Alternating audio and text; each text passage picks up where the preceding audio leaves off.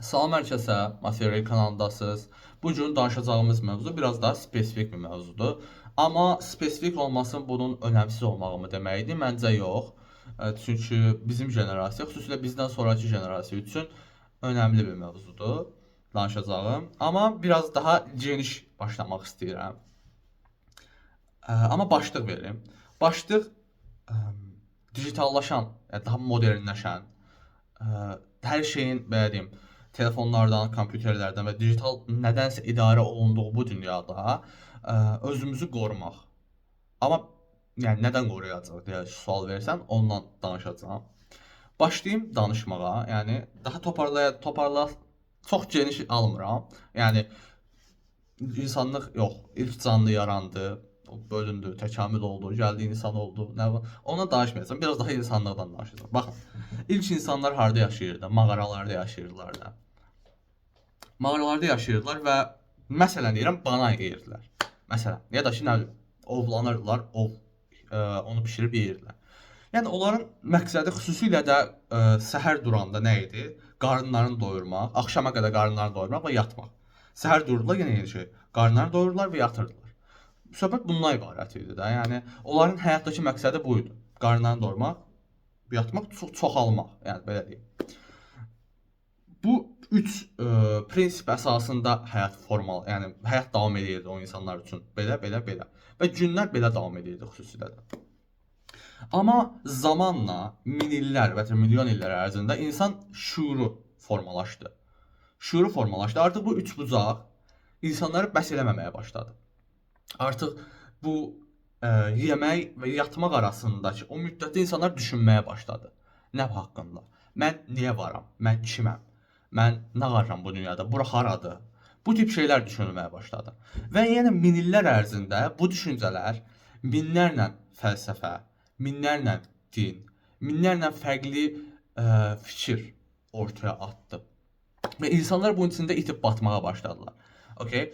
Yəni kimisi yenə deyirəm, əvvəlcədən var idi bəlkə də hedonizm ki, bu əvvəlcədən belə deyim, içində itilən bir şey idi zaten. Yəni bunu xüsusilə də bu telefonlar eləmədi. Amma deməyim odur ki, artıq bu minlərlə fikrin içində insanlar düşünürdülər ən azından. Əvvəllərdə düşünürdülər, sorğuluyurdular. Tək bir şey sorğulamaqdan getmir söhbət. Yəni mən həyatım hara gedir? Ən azından bunu sorğulamağa başlayırlar. Ən azından bir şey eləyəndə bilinçli şəkildə eləyirdilər. Yəni mənim şüurum var və mən bu şey eləməyi seçirəm. Bu şey deyə bilirdilər. Amma artıq bu əlimizdəki cihazlar yaranandan biz sanki bir çeydicilərə məruz qalırıq. Yəni beynimizi çeydən şeylərə məruz qalırıq. Artıq o düşüncələr bizdən uzaqlaşır. Artıq uzun vadeli düşüncələr, uzun vadeli sorğulamalar, həyatımın hara getməsi, həyatımın harda dayanması, mən niyə varam kimi suallar artıq yerini buna qoymağa başladı. Yəni sürüşdürürsən, TikTokda bəyənirsən, filankəsin canlısında falan fistan və zamanı gedir. Və bunun böyük fəsadlarından biri də fokusumuzu itməkdir. Baxın, insanlar əvvəl, yəni yenə də var illa ki elə insanlar. Amma insanlar əvvəl oturub heç nə eləmədən, baxın, heç nə eləmədən, sadəcə oturub bir şey haqqında düşünə bilirdilər. Bax, otururam belə sakitcə, danışmadan, ya da öz-özümə danışıram, bir şey haqqında danışıram. Bilmirəm, nədənsə danışıram da. Yəni amma mənim üçün maraqlı olan bir mövzudur. Amma artıq o qədər çox uyaran, bizi o qədər çox fokusumuzu bizdən oğurlamaq istəyən şeylər var ki ətrafda.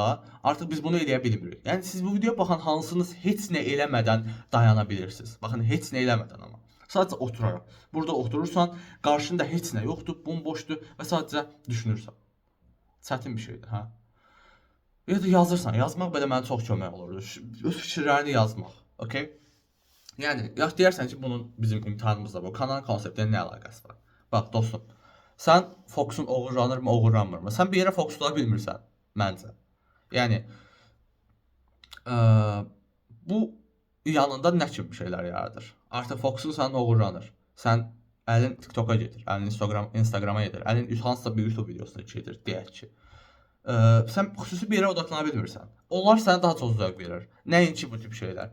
İndi o gün dərsdə Süleyman müəllim danışırdı dopamin levelləri haqqında. Əslində bilmədiyim bir şey deyildi. Sadəcə müəllim danışanda bu videonu çəkmək qərarına gəldim, belə deyim. İndi çəkirəm.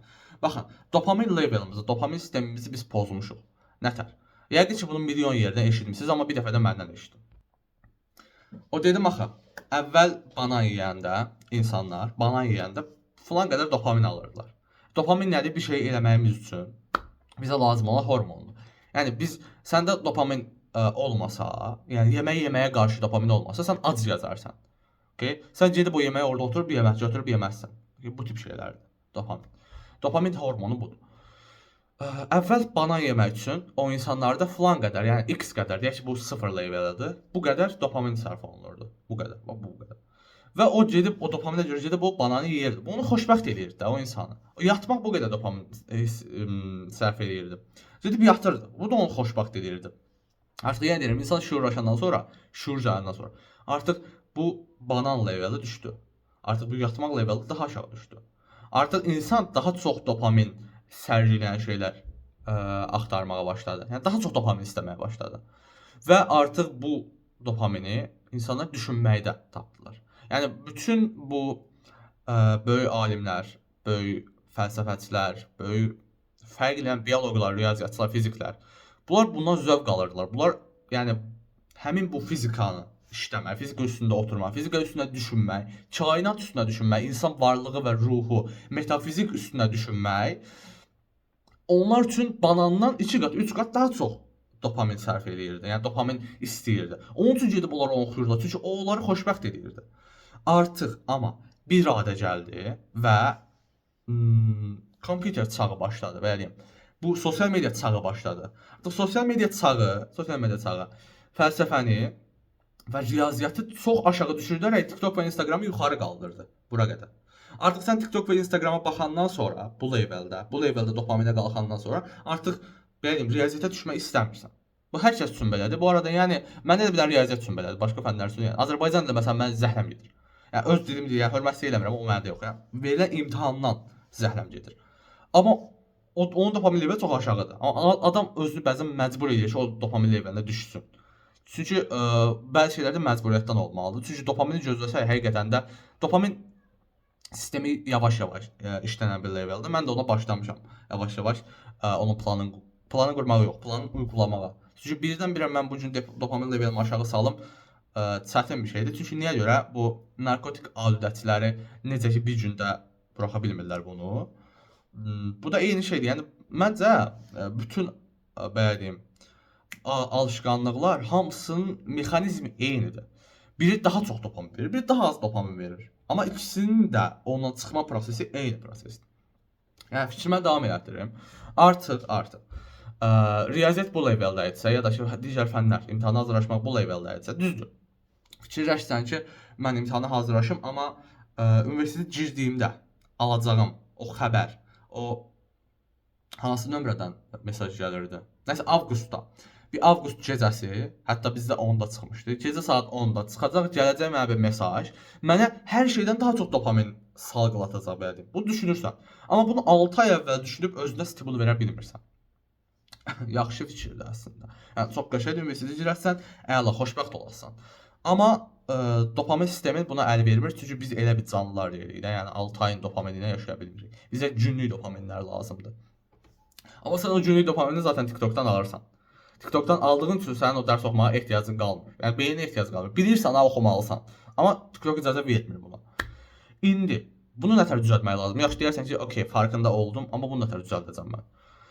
Mən öz açımdan nətər düzəldiyimi deyirəm. Nə düzəltməmişəm hələ. Düzəltməmişəm. Düzəltməyim üçün hardasa 1 ay falan lazımdır mənə yəqin ki. Bir həftədə falan başlamışam düzəltməyə.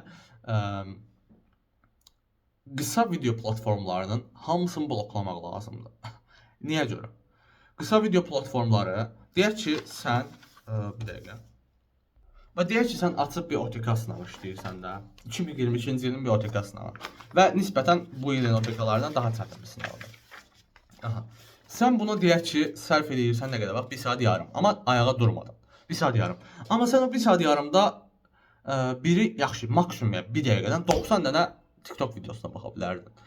Və sən fokusunu 90 dəqiqə üçün 90 dəqiqə yox, 1 dəqiqə üçün ayarlamısan da 1 dəqiqədən bir keçirsən. Heç 1 dəqiqə belə deyim, bəziləri 15 saniyə baxırsan. Bunlardan 15 dəqiqədən 15 saniyədən bir keçirsən də deyək ki bu videoları. Amma sən 90 dəqiqə buna fokuslanmalısan. Bu və sənin riyaziyyatın zəhlən gedir deyək ki. Okay? Məsələn, mən 1 saat yarım Azərbaycan sınavı yazamıram, ürəyim sıxılır. Amma riyaziyyatı yazdım. Yəni bu istisnai bir durumdur. Sizin riyaziyyatdan zəhləniz gedə bilər. Zəhləniz gedən bir şey 90 dəqiqə bunun üstündə oturmaq çətin olur. Həqiqətən çətin olur. Demək olar ki, imkansız kimi bir şey olur. Çünki belə deyim, nə qədər mentalınız güclü ola, bir dəfə, 2 dəfə, 3 dəfə eləyərsiniz bunu. Yəni siz robot deyilsiniz. Amma yox, artıq kəsəndən sonra 15 saniyəlik videoları artıq fokus müddətiniz artmağa başlayacaq. Bu bir gündə, 2 gündə artmayacaq. Yəni ki, bir həftədə artacaq. Hə yox, mən belə deyim də, birdən-birə kəsəmirəm. Onu kəs, ən azından bax, ən azından deyirəm, YouTube-dakı videolara bax, uzun videolara bax, nə 30 dəqiqəlik bir videoya bax. Okay? Yenə keçsin səndən o vaxt, fərq yoxdur. Yəni 90 dəqiqə, 30 dəqiqə keçsin. 30 dəqiqə TikTok baxırdın, ya YouTube-a baxırdın, ikisi də vaxt ikisi kimi görünür. Amma ən azından fokusunu 30 dəqiqəyə ayarlayırsan. 30 dəqiqə ona bax. Okay? Eyni şey TikTok, Instagram və YouTube Shorts üçün də keçərlidir. Fokusunuzu yuxarı qaldırmaq üçün, yuxarı levelə qaldırmaq üçün və bu fokusunuzun aşağı olması sizə nə kimi ziyanlar dəyir bu odaqlanmaqdan əlavə. Diqqətsizlik səhvi eləyirsiniz. Diqqətsizlik səhvi, amma elə belə diqqətsizlik səhvi yox da.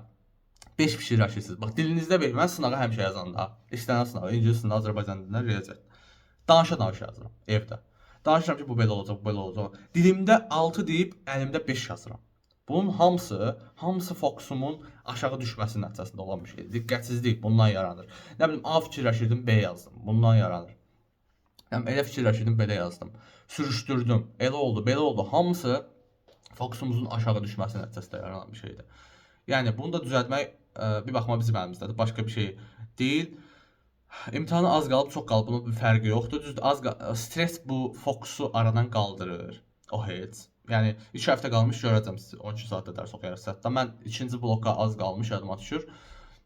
14 saat belə masadan qalxmamışdım. Yəni qalxıb bir dənə çay alıb gəlirdim. Yəni o dərəcə. Durmurdum masadan. 7 saat durmadığımı xatırlayıram. Bu nəyin səbəbində idi? İmtahan az qalmışdı və mən yaxşı hazırlaşmadığımı düşünürdüm. Sizdə də elə ola bilər əslində. Yəni siz bunu ona çevirə bilərsiniz. Amma yenə də çətin bir məsələdir, çətin bir söhbətdir. Yenə də videoya baxdığınız üçün təşəkkürlər. Yəni çox qarışıq, dağınıq danışdım, amma ən azından düzəltdiyimi düşünürəm bəzi şeyləri. Və mən bu şeyi detoksu, bu da dopamin detoksu deyək də bununla da. Bu detoksu o biri kanalda, yəni bu kanalda yox, o biri kanalda şərhlərə sabitləyəcəm.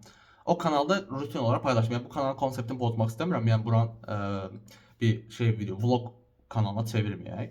O biri kanalda daha gün içində bu fokusumu necə toparladığımdan danışıram. Yəni gün içində bunu quracağam da ən azından. Belə deyim, imtahana qədər ki travel çəkəcəm. Gün dediyim hər gün çəkəm bilmərəm, amma yəqin ki çəkməyə çalışacağam. Bu qədər.